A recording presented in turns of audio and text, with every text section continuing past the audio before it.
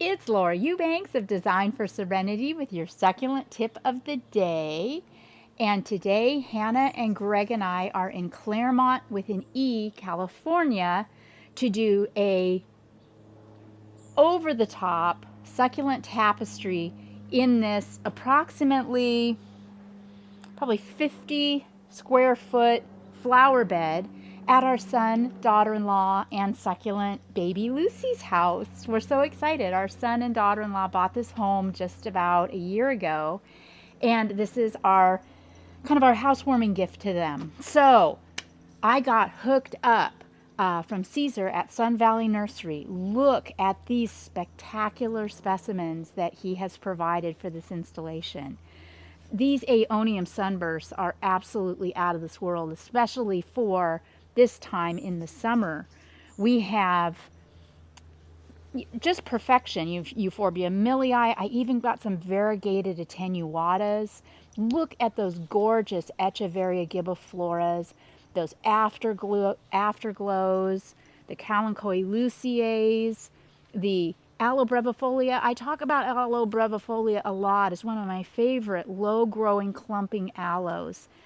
We've got a Yucca rostrata that is, without doubt, the cutest thing I've ever seen. Look at that.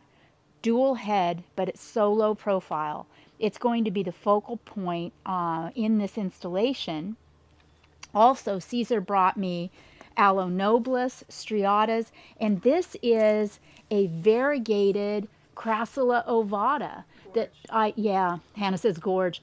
I first saw this introduced at Altman Plants a couple of years ago, and Carmen gave me one to try in my garden, and it maintained its variegation. It's still looking very variegated, and we talk about it on Walkabout Wednesday sometimes. We've got an Aloe ferox. Look at this agave blue glow. See this? Just yesterday here, it got sunburnt. That's what that discoloration is, and that's very unfortunate, but it's also very cosmetic, and the plant will grow out of it.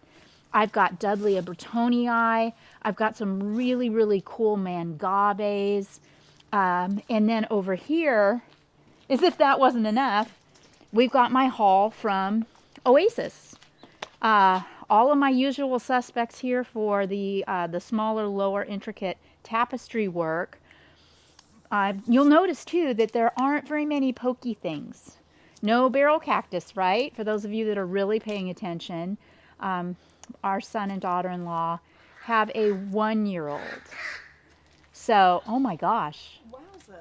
That was a crow chasing a little red-tailed hawk. Wow, Wild Kingdom. Bonus. So if that's not all enough, we also brought a small basalt fountain that Greg is going to install by digging out this basin. Currently, we've got irrigation hardline. Greg's going to run subterranean drip through here. We've got a couple of sewer cleanouts too that we have to work around. We've also got to figure out the electrical. There is clearly some low voltage lighting already in play here, so Greg will make sense of that. I have a really interesting scenario here on this garage wall. The facade. We have these wood facades. So what I was thinking is doing some kind of vertical succulent on here, but I'm not sure yet. We need to kind of see how things go. We also have, the standard stone facade work on either side of the home. This property in Claremont's only about 15 minutes away from Pasadena, home of the Arroyo Rock. So there's a lot of this here that I call dinosaur eggs, a lot of the Arroyo Rock. You can see that their retaining wall over there is just embedded with the Arroyo Rock, and it's all over this neighborhood. So we might end up going with this as our boulder. We are going to be going to Ontario Building Supply. We've never been there before, but we're going to be checking out their selection of boulders and top dressings, as well as getting our amended topsoil to do our mounds. So We hope to knock this out, just Greg and Hannah and I, with a little help from our son when he's not working, in about 4 days. So I hope you enjoy the journey. This is going to be absolutely spectacular. Okay, so Greg and I hoofed it over to Ontario Building Supply, which is just about 5 miles away from Claremont, and I was skeptical, but thrilled. It's a small family-owned yard, and they've got some goods here, guys. We've got,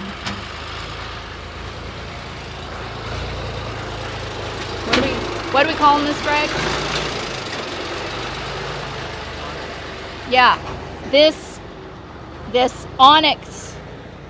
Look at the striations in this rock. This is very similar to a rock that we get down in San Diego. So we're going to take this basket for our project. Look over here.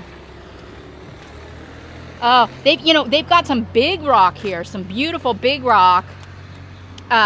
Check this out. Check out the color here. I found one that will work in our little project that's about a 2-footer. So we'll come back and pick that guy up. But look, they've got baskets of the 3 to 8 inch cobble in both the black lava and the burgundy lava. They've got bigger lava, 6 to 12s over on that side. And of course, all the arroyo rock you could ever hope for, because this is arroyo country. But I was just pleased to see, for example, over here in the bulk bins, we've got California gold. They have 3/8, which is what I'm going to use, and it's going to pop against the silvers and the browns in that boulder rock that I'm choosing. They've also got bagged Mexican beach in a couple of different styles. They've also got the La Paz in the, I guess this would probably be 1/2 inch. They've got salt and pepper, the bigger La Paz. They've got a really decent selection. They have, of course, the topsoil that we're looking for. So if you're in the LA area, the Ontario area, I recommend that you come here and check them out for all of your succulent tapestry needs. It's going to be really fun to show you what combinations I come up with to complete the installation in Claremont.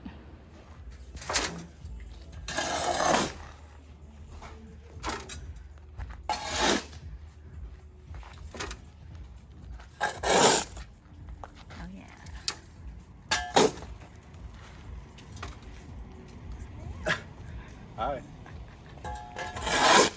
But Hi.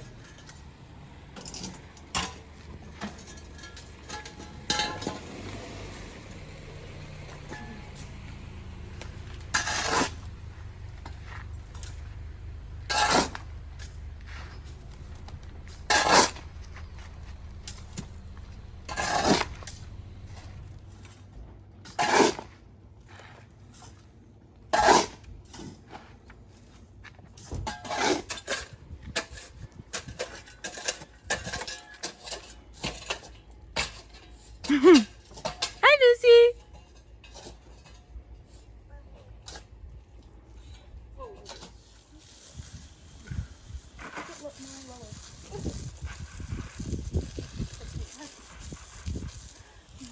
Ah! You have so higher, so red. Your back here.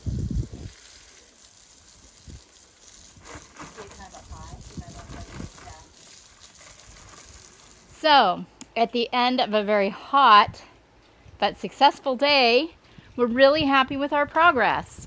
We got the perfect amount of onyx boulders. We've got rubble for days. The 2 yards of soil that we purchased were the exact right amount for mounding purposes. We still have all of the can dirt to work in too, so the mounding's going to be really spectacular. And remember, I'm, making this up as I go and taking into consideration Greg and Hannah's input. And both of them, or maybe it was Daddy, I don't know, somebody had the idea that we create almost like a beach with the La Paz pebble here, where you could actually walk up on those little 1-inch rocks right up to and around the fountain. So I know that's hard to visualize, but that's what's going to happen. So I'm creating some retention with some of this rubble, so that we can have some drama as far as that little walk-up beach goes. Also, we have sewer cleanouts, which, oh my goodness, so sexy, right? But there's one right here, and there's one right here. So if they ever need to, you know, clean out the sewer, we don't want it to be difficult to access. So here's the aloe cameronii that I brought from home. Perfectly stressed. I'm thrilled with that. This little yucca rostrata is also absolutely perfection. It's so compact and cute. We've planted our aloe ferox down here at the end, and I've just been working on, I wanted to cover up the irrigation valves over there. So that area with the Aeonium sunbursts and the millii and the Fred Ives and the elegans and this giant gorgeous Gibiflora, Echeveria Gibiflora, is just the beginning. I will complete more of a tapestry look over there, but this area gets in shade before the rest of the garden. So I was mindful of, you know, putting plants that were going to tolerate and thrive with a little bit of protection, particularly now in the summer. So we are going to install subterranean drip irrigation all through here. And Greg's also going to do exterior illuminance, so we get some soft uplighting on the fountain and other key areas in the garden. Oh boy, those rocks. How thrilled was I with Corona Building Supply, is that what it's called? Ontario, not Corona, I'm sorry. Ontario Building Supply. Look at these gorgeous boulders.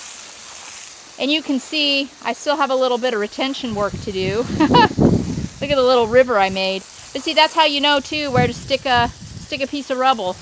Not that I anticipate downpours like this, but still, we want to keep all the dirt where we want to keep all the dirt.